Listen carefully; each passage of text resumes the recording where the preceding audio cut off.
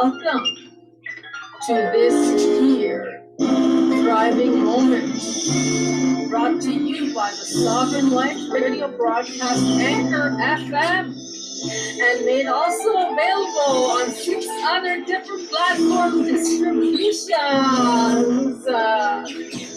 Live from North York, Ontario, Canada, I am your hostess, Reverend Maria Arvenitides, and right out of Nigeria, in a city called Warri, our very special guest with us here today, Miss Gloria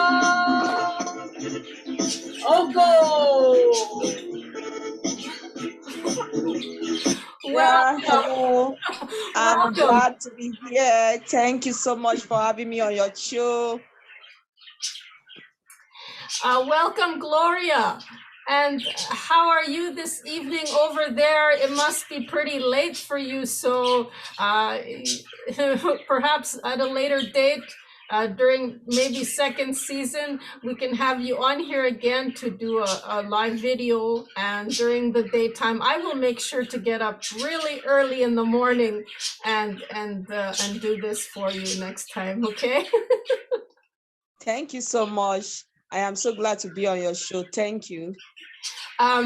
Folks, today's episode is on the power of the pen, building a new world together.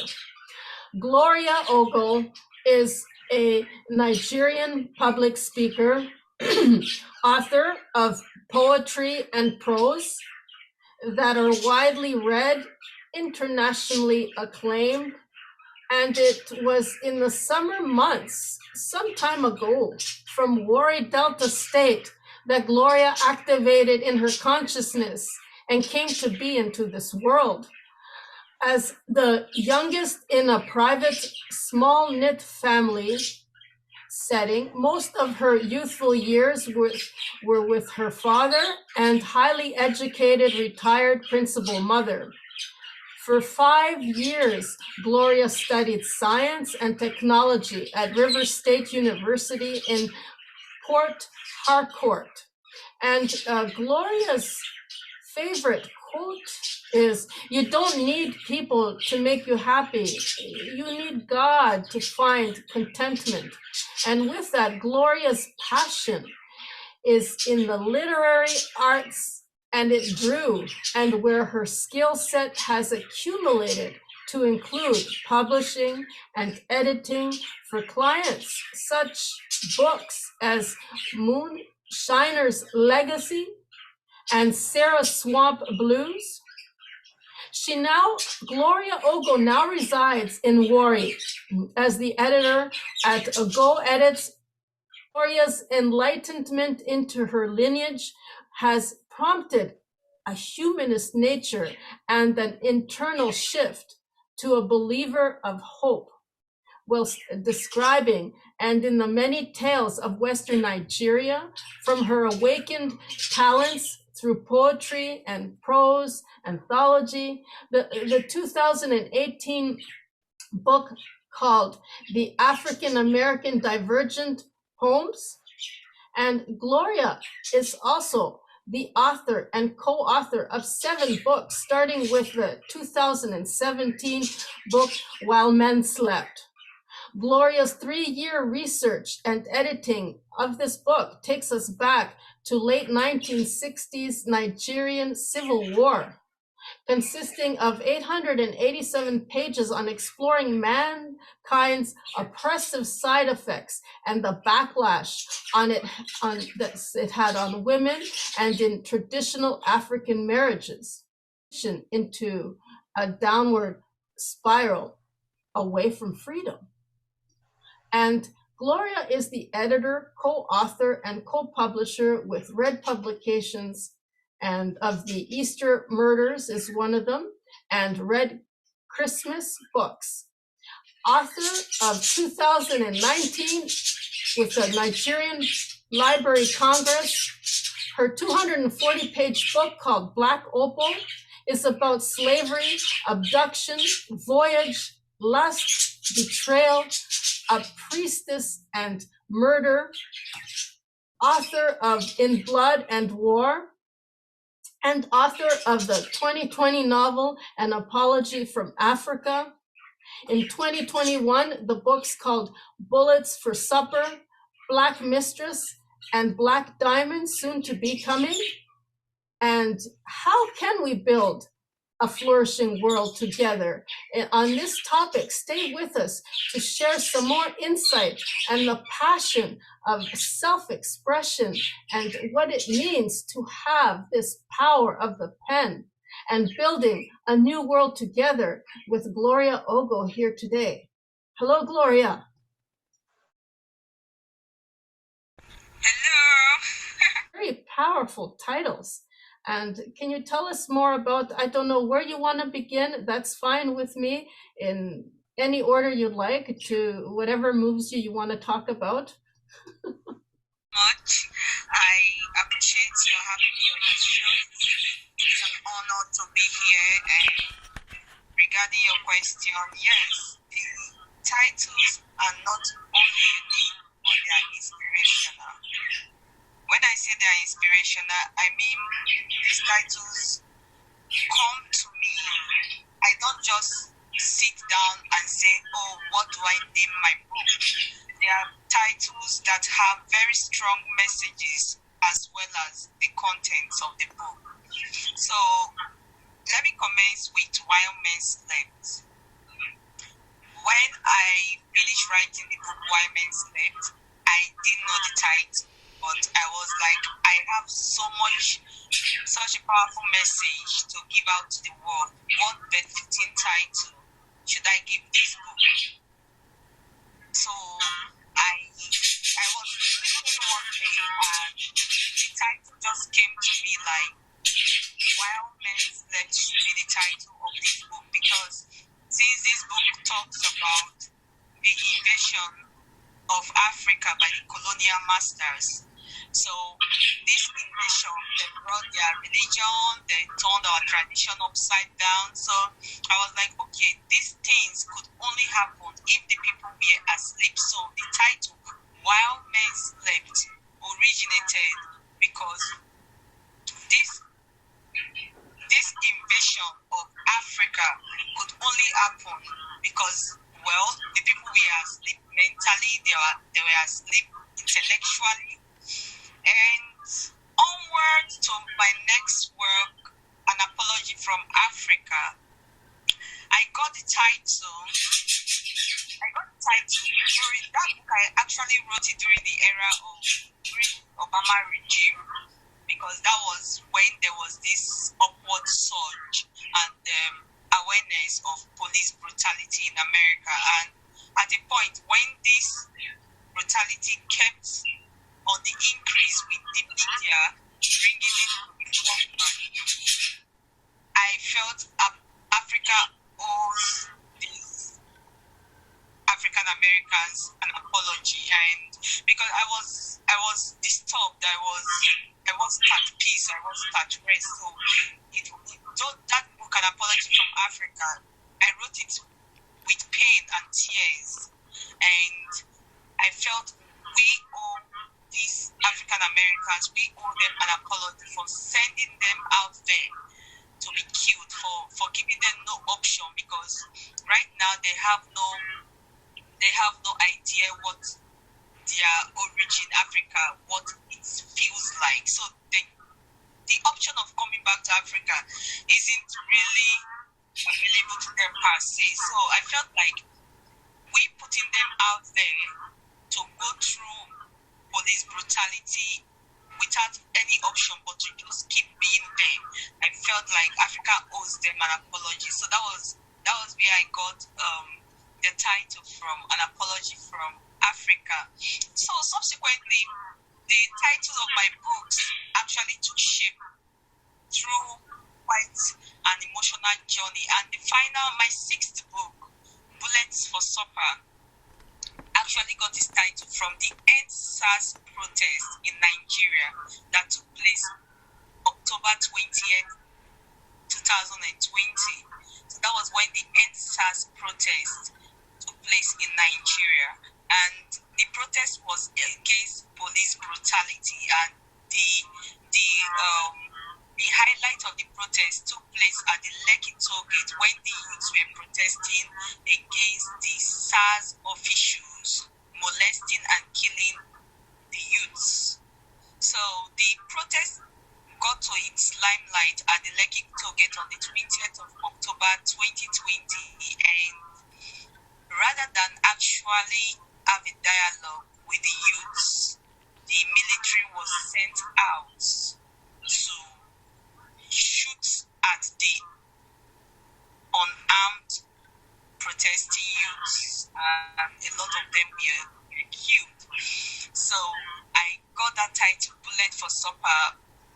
Like, the youths were out there that night, October 20th, at the Lekki toll gate. They were out there that night asking the government for dialogue, that they are tired of being harassed, they are tired of being killed. So they were out there that night, and rather than the dialogue they solicited for, the government gave them bullets. So that was how I got the title, Bullets for Supper. So that night they were asking for a dialogue, and in place of a dialogue, they were giving bullets for supper that night. So these are all the ways these titles come to be. They are fighting. How does one go about accessing these books? I mean, I realize that eventually you're going to organize everything into a website where it can be easily reached. But for now, online, it's just got a limited place where we can, make purchase of these books. Like, I know it's like Lulu Publication or something like that. It's not everywhere. Like, I would like to see it everywhere. I'm gonna post as many links and threads in the description box wherever you might see this, folks. But it's not enough. You're on Amazon, okay, and globally we need to get your books out there to people, this kind of information out there. Yes, currently, yes, like you rightly said, currently my work is majorly accessible through lulu.com, and majority of my sales also take place on my Facebook page, Gloria Ogo. Through inbox, I also mail out autographed copies, and in the non-distant future, I intend to put my works in more websites, more online sales forum. So that is what I hope to do in the not too distant. I'd love to have you on here again, and I will go out of my way at any time, whether it be 6 in the morning Eastern Standard Time over here. There's a big hour difference. Like right now, you're like 7 o'clock over there in the evening, and I'm like going on 1 p.m. And so I'd like to get a video so that you can get more subscribers to your YouTube channel. You see? That would be awesome. I really appreciate it. And so for now, I would like to discuss more about, how do you feel about this? Okay, so far what I've been getting from these predators, and they put their military into action to do their dirty work, but it's all, this division keeps us separate amongst not only the races, but also the sexes. And they turn around and they say, well, Black Lives Matter. And then everybody goes up in arms, all lives matter. And then now, we have this thing called Black History Month. But really, this is all about his story. I realize that there's not enough of it, and that the African boys need to connect to their roots so that they don't get pushed around by these predators and get taken advantage of, and they do become empowered. But we're still in the division of, Black History Month. Well, what about Her Story Month? Like, what is this again? We're being divided and we don't really know it. How do you feel about that, Gloria? Well, I think as much as there are humans, as much as there are humans, and humans are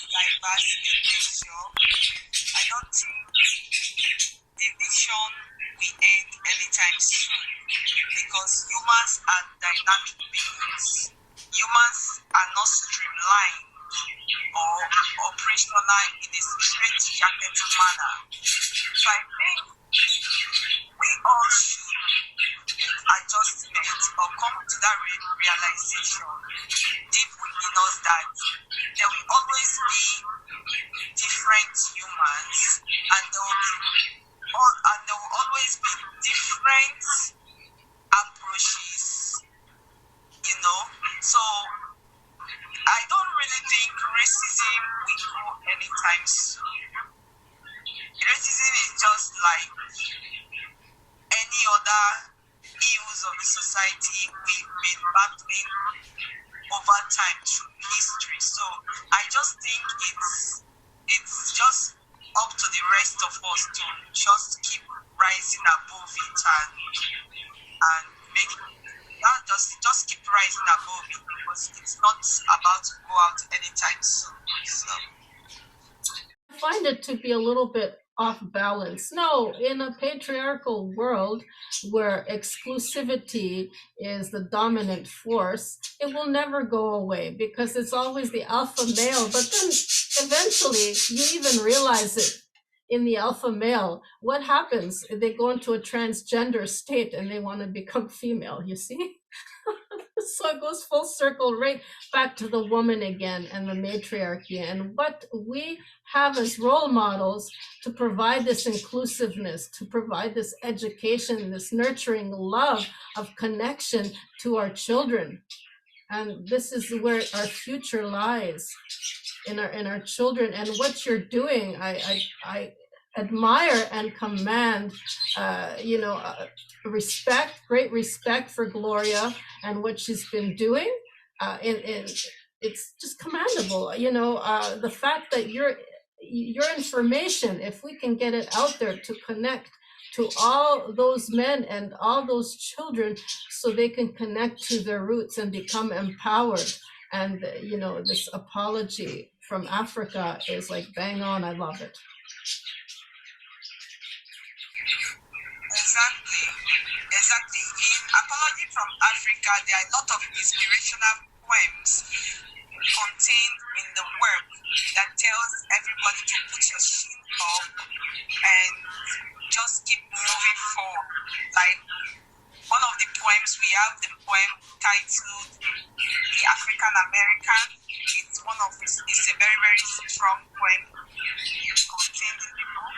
And we also have Black Prayer, another poem contained in the book. These are very, very strong poem. I believe all African Americans need to actually read this poem and identify with what they have gone through, identify with their trauma, and also come to understand the power they possess in them to rise against what is outside them, because it takes what is inside you to fight what is outside. So I think they really need to feed on these words. They need to feed on these poems to have the zeal, to have the power, to repossess that power, to rise above what is on the outside. Is it possible you have any of those books near you?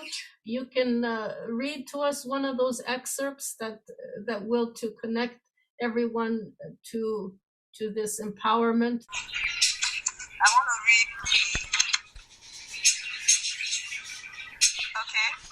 to read the last stanza of the poem A Black Prayer. The last stanza, and it goes like this. Today, I have lost a son. I have always wondered why Papa had not blessed us, but he had rather prayed for our oppressors. All these years, it never made sense to me, but today, I have lost a son. And it all makes sense to me now that Papa had always known things will never truly changed. He knew we needed the strength to keep on forgiving. And today I want to pray. May your son not be shot while unarmed. May someone be always bold and brave to stand up for him and say, don't shoot. This is wrong. This is my prayer for you from a black mother. It is called a forgiver's prayer, a black prayer.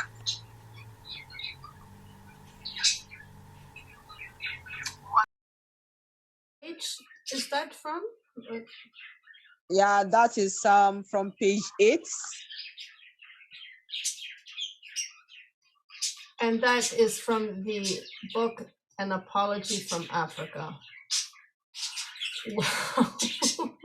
That is amazing. You know, it's given me goosebumps, and I'm really feeling the connection, that powerful roots from Nigeria, and for Black History Month that we're in right now is so on the mark. I love it. And for people who want to purchase this book, An Apology from Africa, it's out on paperback, www.lulu.com, and you'll find it there, correct? Correct. Do you have any of them in audio or ebook? Not at the moment. Okay. And can you tell me this other book you have? You mentioned okay, so we haven't really While Men Slept, okay, and then you went all the way to An Apology from Africa. So from the 2017 While Men Slept to An Apology from Africa, which was published in 2020, to Bullets for Supper that was published in 2021. But you missed Black Opal. You know, I realize it's Black History Month, but women also have a lot to do with it too. It's not just one-sided, you see. So would you like to further expand on this book that, well, it was, you know, you published in 2019 and it's 240 pages. Can you tell us more about this book? Yeah. Black Opal is my second novel, my second published novel. And I got the title, and because I wrote that book around the time racism was being projected very highly by the American media. So I wrote that book because I got this feeling like Blacks were not actually being appreciated or being underappreciated. Their skin were not being appreciated as well. So I equated the name, the tag Black, with opal. Opal is a precious stone. So that was where I got the title Black Opal.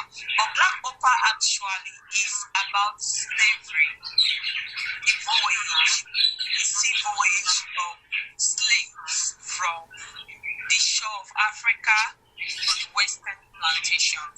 And what really inspired me majorly to write this book is that over time, since Christianity was introduced to Africa, Africans were brainwashed that everything about Africa was bad and evil. So over time, we've grown, the younger generation have grown up to always see everything African or African traditionalists. We grew up being indoctrinated that everything about them were evil. So at a point, I had to look at what the Western media and the Western world has brought to Africa, what is told us, what is grown up like. How can everything about Africa be bad, you know? So I was like, it all depends on who is telling the story. majority of the stories we've heard were being told to us by the West. So I now said, if we actually want to be the hero in our own stories, we have to tell our own story as well. And the proper way of telling our story is to also ensure, to also clarify that Africa, everything about Africa isn't as bad as the West has made it seem. Numerous stories they've told us. So in my story, I made the priestess, the African priestess, I made her the heroine. But in the Western stories, we always have the God person, the pastor person having to conquer the African traditionalist. But in my Black opera, I made it the African priestess conquering and defeating the West. So I had to take charge of our African story. I had to take charge of our African story and make our African heroine. I made that heroine in my story as well. So I changed the narrative. You don't have to tell us that everything about Africa is bad and evil and has to be conquered by the supreme God or by the white God. So I made it like the heroine, which is who is an African priestess. She came with a black magic and a black power, and she had to conquer everything West, everything Western, and she had to take charge of the sheep, free the slaves, and I made her the heroine. So this is the power of taking charge of your stories and telling your own stories as well.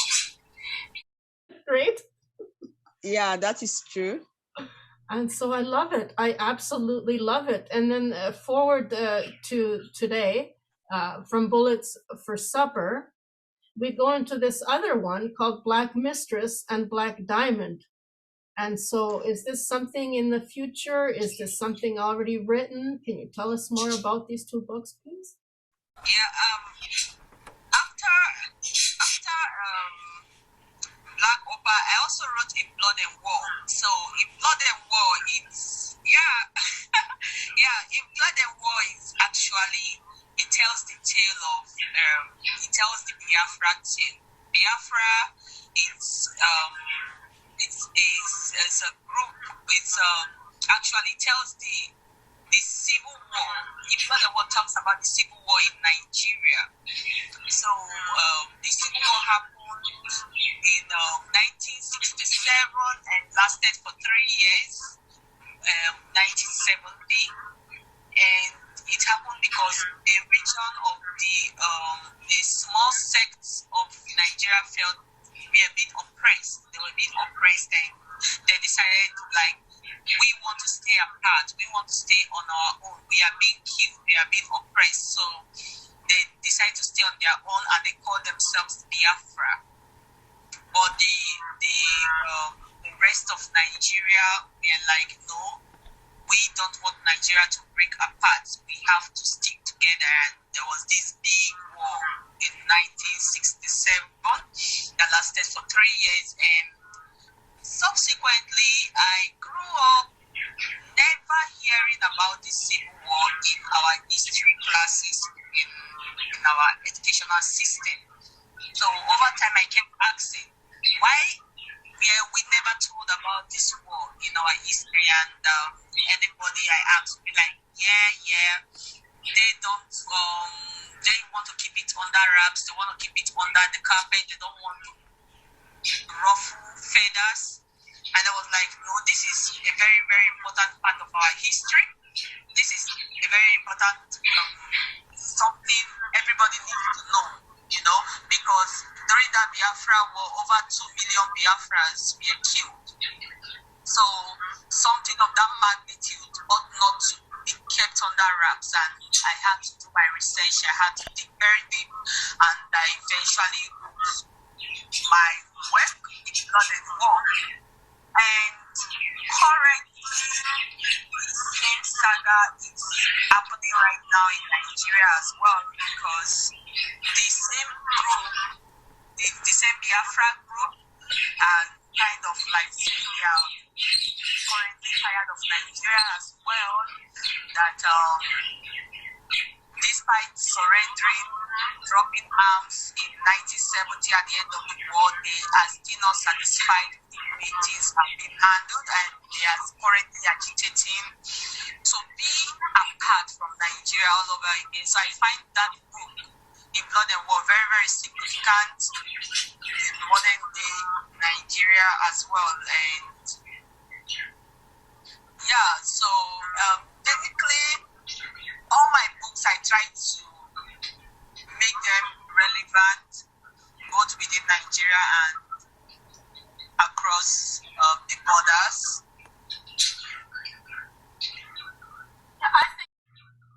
I think education is very important to combat ignorance. A lot of us don't even know that very simple things like Africa isn't even a country, it's a continent. And it's made up of many different small little countries. And it has its own divisions that maybe one day they can all resolve and have more connectedness and unity amongst the continent, rather. So, talking about my current work, Black Mistress. Yes. So, talking about my current work, Black Mistress. Yes, Black Mistress is the continuation of Black Opal, because Black Opal is basically about the civil wage, while Black Mistress is about the arrival at the plantation and what happened at the plantation.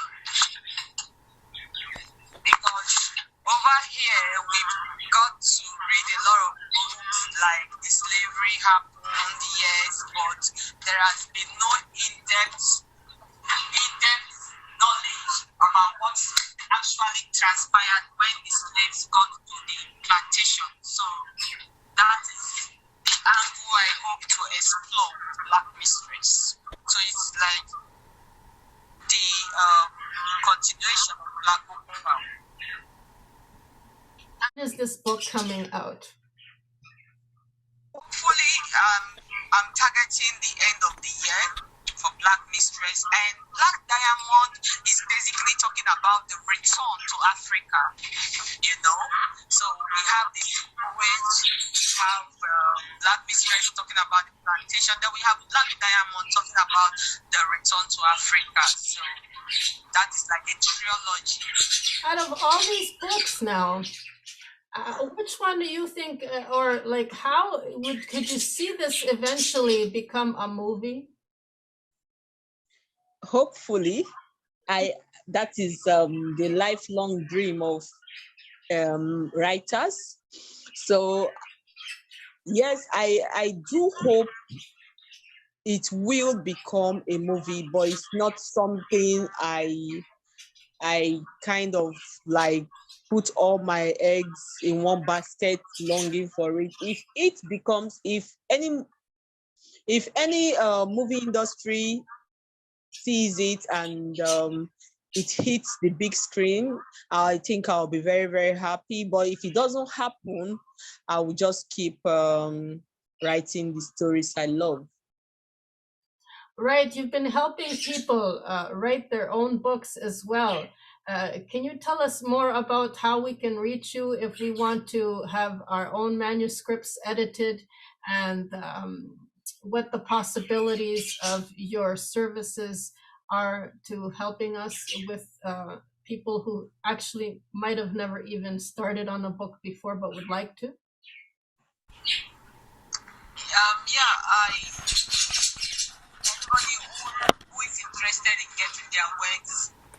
Anybody who is interested in getting their works edited can contact me on my page. Go edit polished manuscripts. I get to see all messages, all inbox. So yes, they can contact me for my rates and my charges on Go Edit Polished Manuscripts. edits. So yes, Go edits polished manuscripts. And can you tell me more about? Is this the same with the African American Divergent poems, or is this another book that you came up with?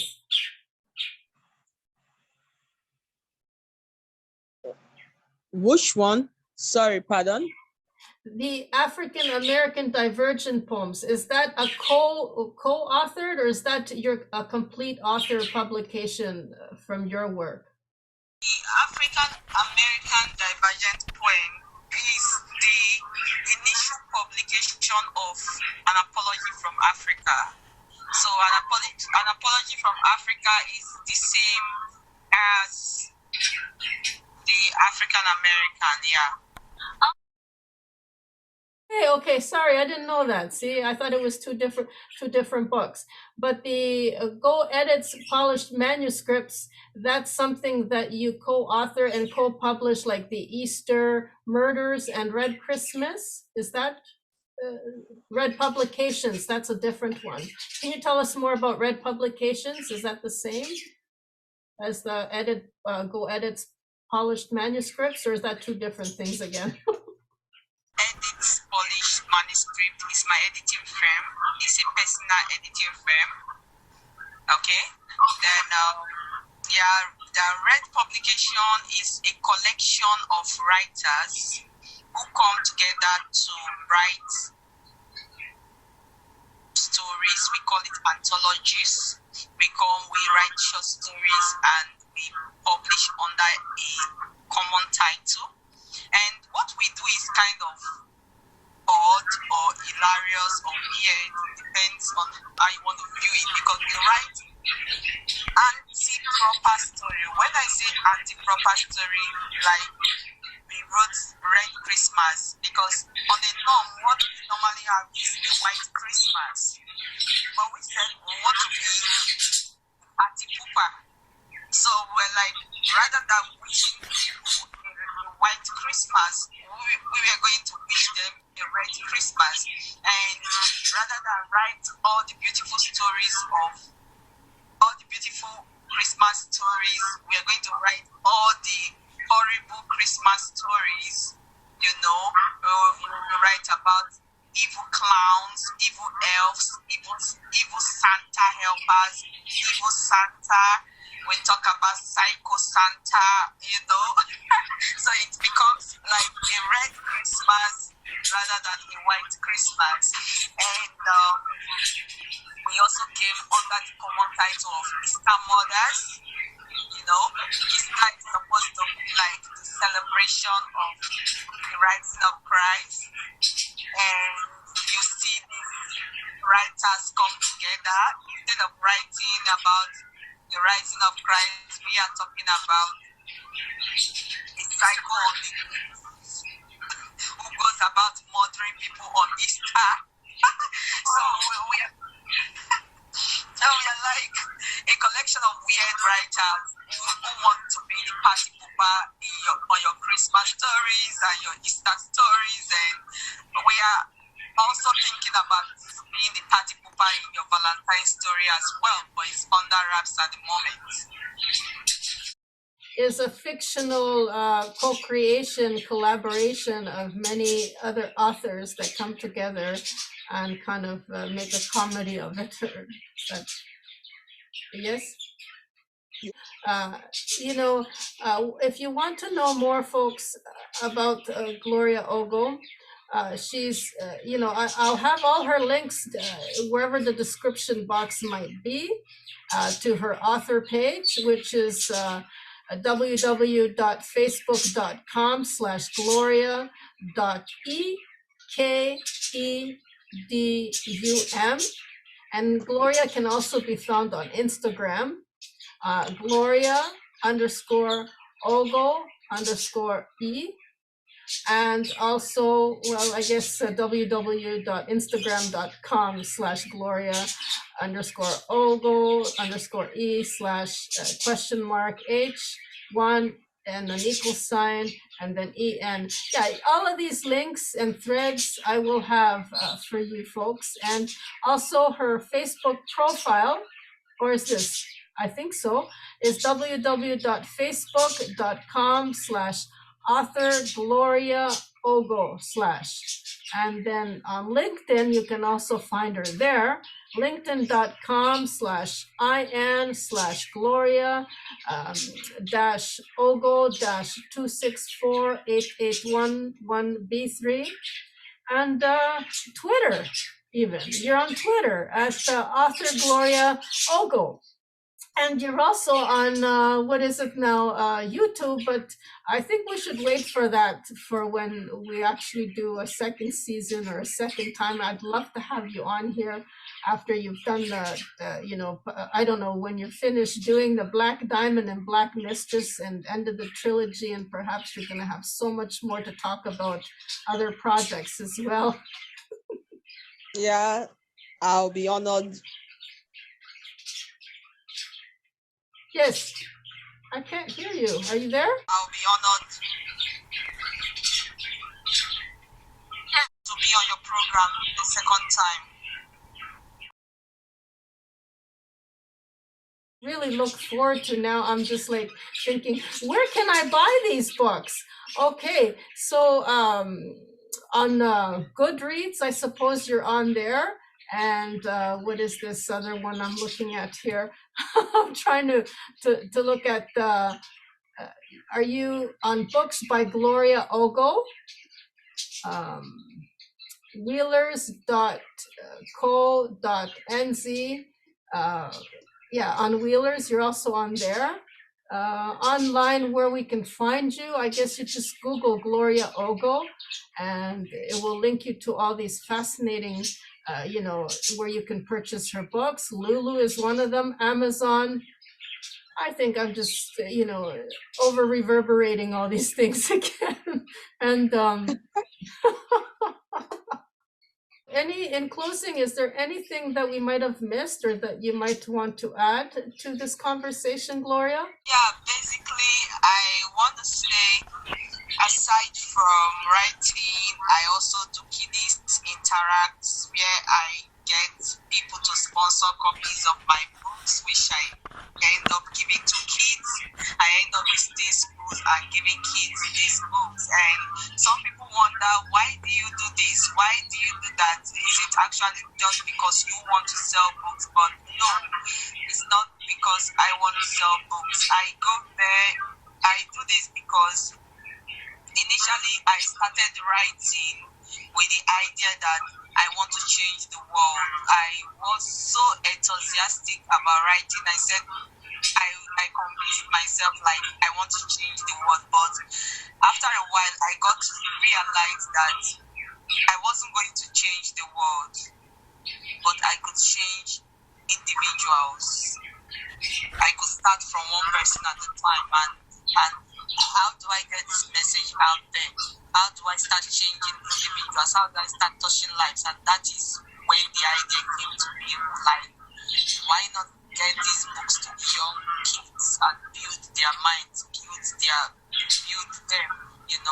So I get there not just to give them the book. I get there, I talk to them, I liaise with them, I build their dreams, I build their inspiration, I use myself, my trials, my perseverance as a motto for them to aspire and be inspired. So aside writing, I also do this out, and it has been quite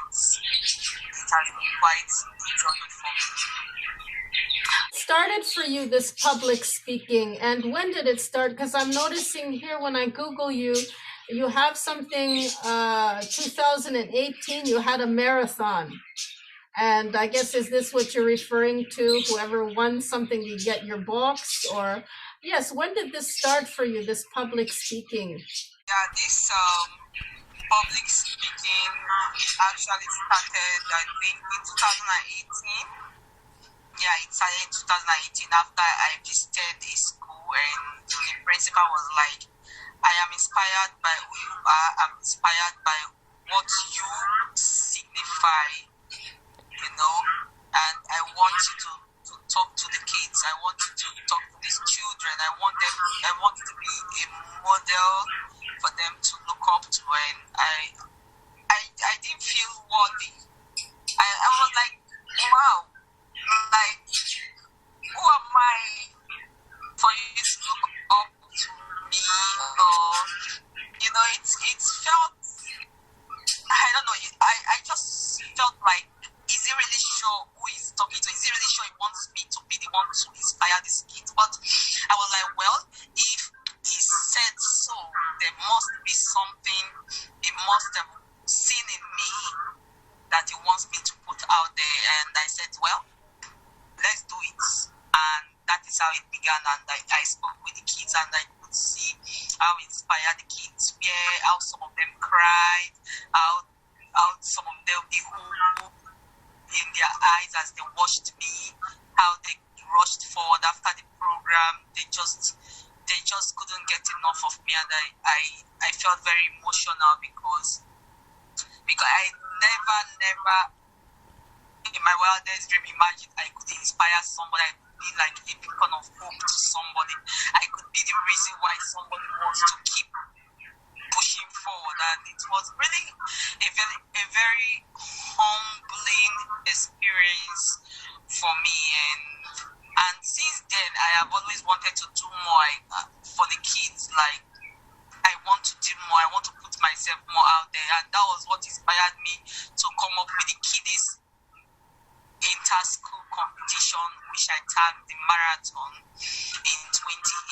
What I did was, under the rain, under the sun, I started going from one company to the other, asking them to key into sponsoring my Kiddies Inter-School Competition, which I was hosting, and it was a disappointing endeavor, trying to get funds, because a lot of companies didn't key in.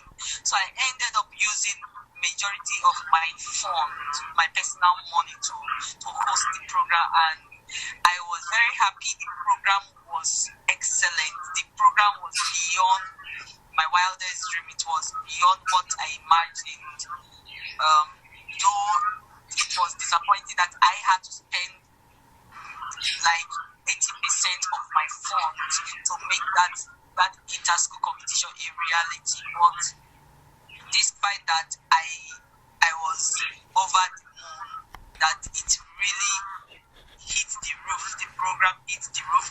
Everybody were inspired. Everybody were happy. So yeah. So that is how it has been with me and the kids, basically. And I have consistently made sure that each year I keep on visiting the kids, keep on giving them sponsored copies of my books, and I have also started the visitation as well this year. I have done that this year as well, and I hope to see more happening.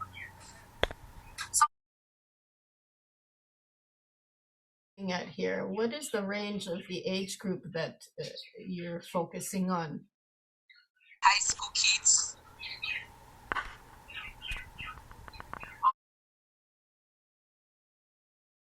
What a great way to change their history class. Yeah, I'm catching them young.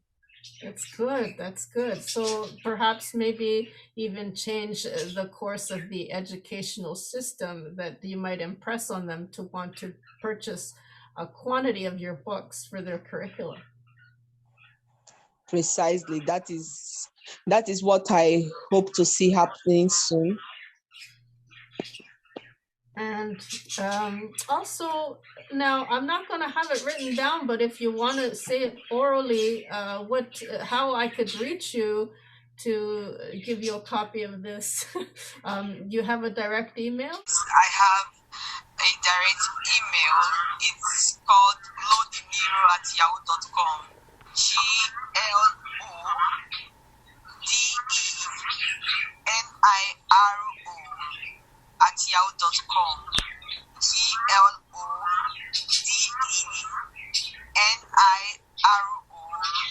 at yahoo.com. And it has been a pleasure, and I really enjoyed every moment of this. You on here. Thank you so very much, Gloria.